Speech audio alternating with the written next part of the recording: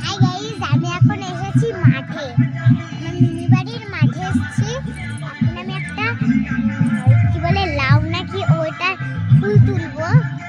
তো আসুন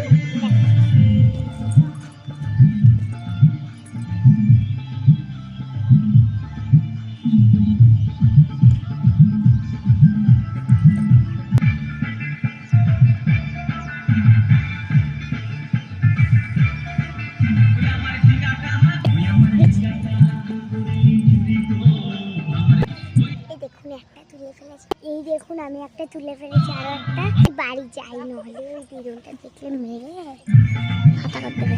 মানে একটা ডাল ভেঙে গেছে।